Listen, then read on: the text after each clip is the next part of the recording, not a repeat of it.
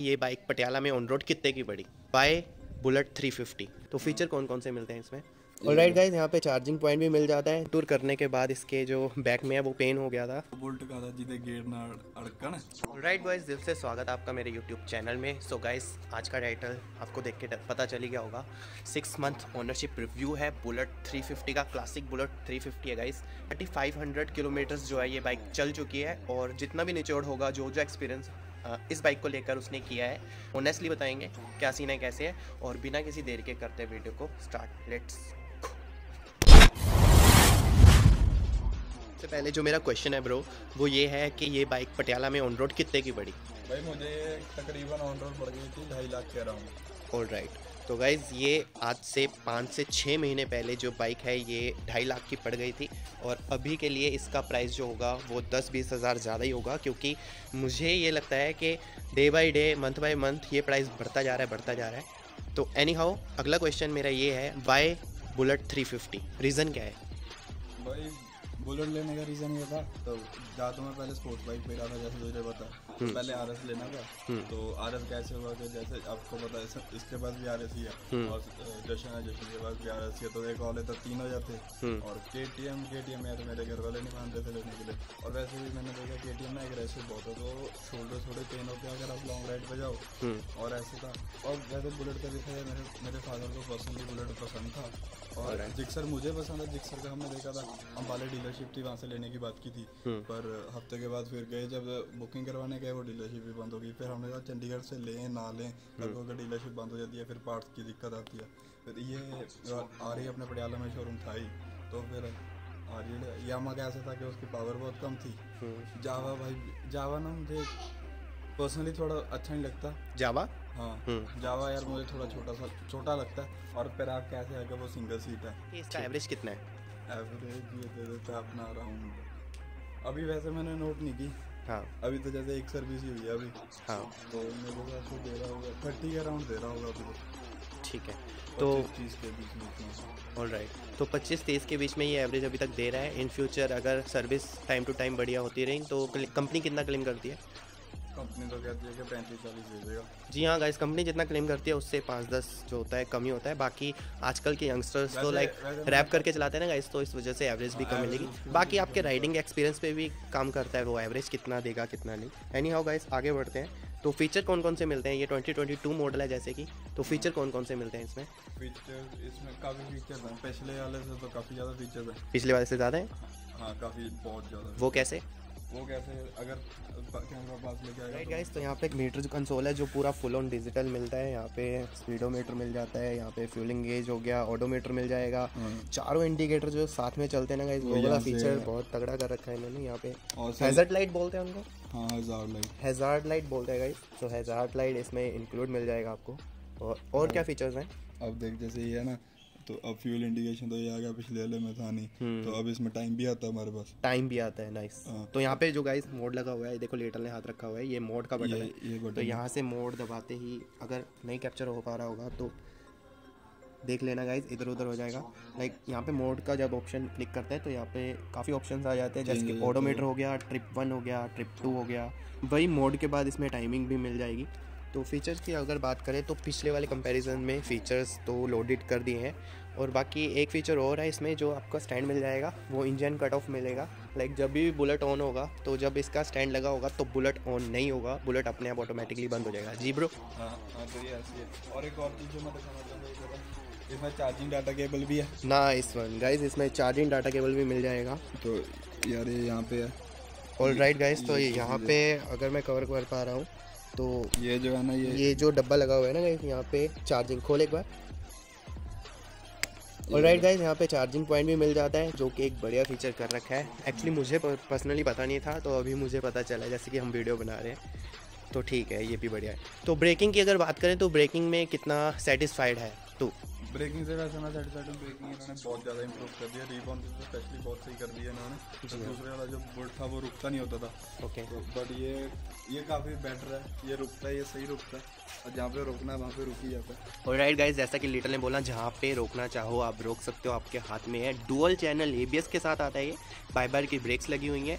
और डिस्क काफ़ी बड़ी लग रही है, बल्कि लग रही है। वीडियो में अगर नहीं कवर हो पा रहा होगा तो मैं अपना पर्सनल एक्सपीरियंस बताऊं तो ब्रेकिंग की अगर लिटल ने जैसे बात की तो ब्रेकिंग भी इसकी फीडबैक मतलब ब्रेकिंग का अच्छा है, बढ़िया है, मतलब नो डाउट कोई इशू नहीं है। नहीं, ब्रेकिंग से तो मैं सेटिस्फाइड हूं, ब्रेकिंग बढ़िया है इसकी। ऑलराइट, तो जैसे कि अभी तक 3500 किलोमीटर ये बाइक चल चुकी है, तो लॉन्ग राइड किया होगा है ना? नहीं, अभी इतना लॉन्ग। जैसे कि तू बता रहा था तू संगरूर तक गया था, तो उस टाइम पे जो सीट का कंफर्ट है वो कैसा था? सीट इतनी यार देखो, जितना वो कहते हैं ना कि रिबॉन की सीट बढ़िया कर दी, तो मुझे बढ़िया कर दी है। फिर बैक के पिछली सीट काफ़ी अच्छी कर दी है, बट फ्रंट वाली सीट मुझे नहीं लगता इतनी बेटर की है। तो वो पिछले वाला फ्रंट की सीट में पिछले वाला ज़्यादा बढ़िया था। ये सॉफ्ट है बट फिर भी नहीं, ये थोड़ी अनकम्फर्टेबल है। पर ये आरईएल कहते हैं कि इसके लिए दूसरी सीट आती हैं, वो इंस्टॉल कराओ, तो वो कंपनी वाले अपना वो पैसा कमाने का जरिया बनाया हुआ। तो एक पॉइंट मैं गाइज आपको क्लियर कर देना चाहता हूँ। लिटल ने मुझे जैसे कि बताया कि वो संगरूर तक टूर गया था, लाइक उसका पेपर था तो उसने पेपर देने जाना था, वो इसी बुलेट पे गया था। एंड सीन ये हो गया था कि लॉन्ग टूर करने के बाद इसके जो बैक में है वो पेन हो गया था, लाइक उसके पैर सुन्न हो गए थे गाइज, इतना प्रॉब्लम हुआ था।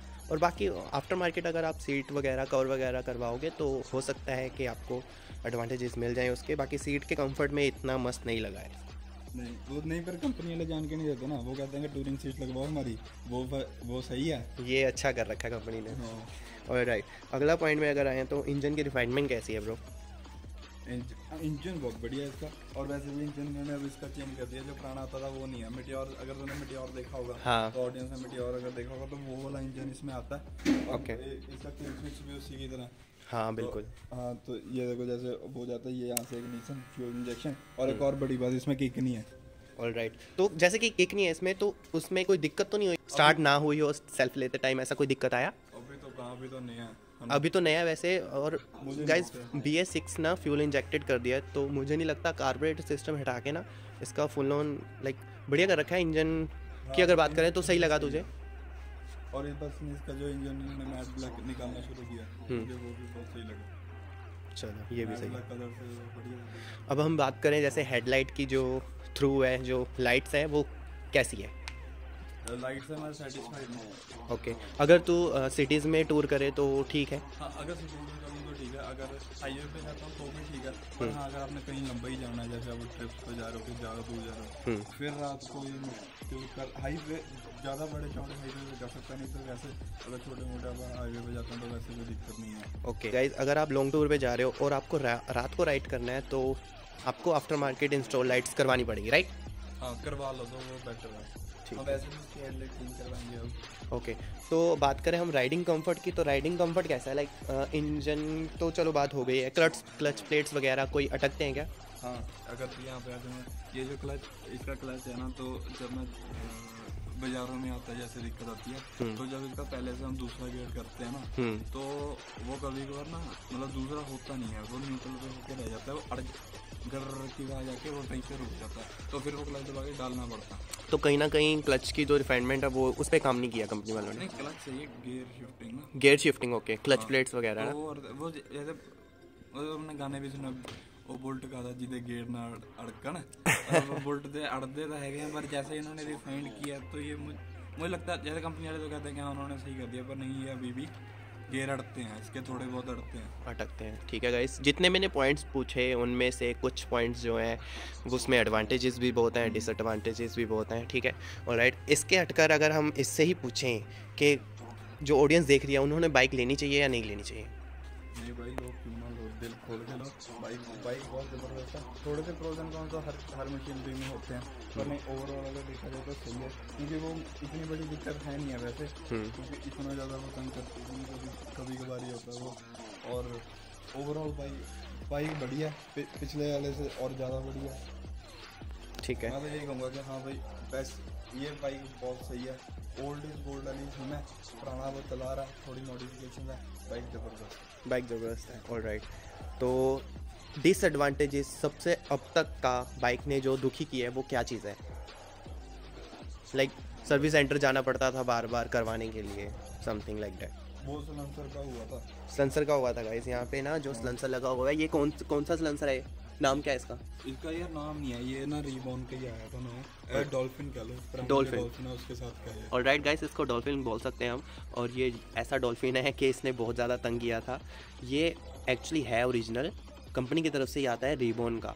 तो ठीक है गाइस, यहाँ पे क्या दिक्कत हुई थी, जो यहाँ पे एंगल है, जो यहाँ पे हमने कंपनी में से हमने बाहर से लगवाया था। ऑलराइट, तो हमने बाहर से लगवाया था, उस वजह से ना यहाँ पे आवाज़ें आनी शुरू हो गई थी। और तो यहाँ पे बेसिकली ये ऐसा था कि यहाँ पे ना लीकेज थी, यहाँ पे और यहाँ पे। तो वो लीकेज ठीक करवाने के लिए मैंने फिर बाहर से खुलवा लिया था। यहाँ पे कोई जो पुराने बोल्ट के वॉशर होती थी वो डली थी यहाँ पे, तो पर फिर भी ना थोड़े टाइम के बाद हवा लीक होनी शुरू हो गई थी। अच्छा ये दिक्कत, अब वहाँ पे मैंने जब कंपनी में सेट करवाया, उन्होंने यहाँ पे एक वॉशर नहीं डाली, तो और यहाँ पे उन्होंने काम करके नहीं दिया, क्योंकि उन्होंने कहा कि तुमने अगर ये समस्या लगवाना तो लीकेज की बात आएगी। ओके ठीक है, तो ऐसे करके था सीन। पर मैं वहाँ पे ठीक करवाया, अब मुझे फिर से आने लगी है थोड़ी देर के बाद छन छन छन की आवाज़ आती है। तो गाइस अगर आप ले रहे हो तो ये चीज़ ध्यान रखना कि जैसे आप चलाते हो कोई गड्ढे वगैरह में देख के चलाए, है ना। और क्योंकि अगर ये एक बार आ गई ना, ये तो आती रहेगी। अभी मेरी ठीक हो नहीं रही है, एक यहाँ पे होती है, यहाँ से लीकेज आती है, एक वहाँ से लीकेज आती है। ऑलराइट, तो कुछ ये अभी दिखाना है उसको। वो बंदे ने कहा था अगर अब आई तो मेरे पास आ जाना, तो अब मैं उसके पास जाके आऊँगा। तो माइनर प्रॉब्लम जो है 6 मंथ के अंदर 3500 किलोमीटर ये गाड़ी चल चुकी है।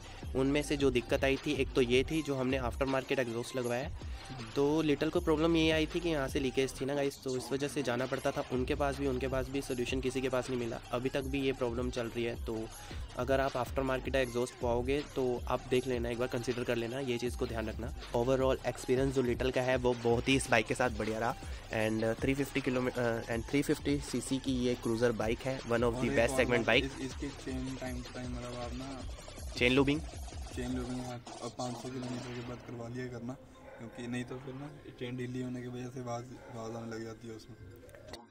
ये थी फुल ऑन ओवरऑल 6 मंथ का एक्सपीरियंस बुलेट के साथ लिटल का कैसा रहा। एंड ओनर को ही खड़ा दिया मैंने इधर, तो मतलब गलती की कोई गुंजाइश रहती नहीं है। ऑलमोस्ट सारे पॉइंट मैंने कवर किए। अगर आपको कोई भी चीज़ पूछनी हो ना तो कमेंट में बता देना, या मैं इंस्टाग्राम दे दूंगा लिटल का भी, एंड उसके साथ आप बात कर सकते हो, पूछ सकते हो। क्योंकि गाइस एक मिडिल क्लास बच्चे के लिए ना बहुत ज़रूरी होता है, तो एक ही बार ली जाती है। एंड ऐसा तो है नहीं बार बार हम बाई करें इस बाइक को। एंड सारी चीज़ें कंसीडर करनी चाहिए और उसके बाद अपना डिसीजन लेना। एंड वीडियो को यहीं पे एंड करता हूँ। होप करता हूँ वीडियो थोड़ी सी भी इन्फॉर्मेटिव लगी होगी। अगर किसी को लगी तो make sure to hit subscribe my channel and video को लाइक कर देना। अगर वीडियो इन्फॉर्मेटिव नहीं लगी हो तो मत भी करना, कोई दिक्कत नहीं है। और बेल आइकन भी दबा देना, जिससे आपको कनेक्ट की वीडियो ग्रुप पे मिलती है। ऑलराइट गाइस, वीडियो को करता है and see you in the next video with a beautiful content.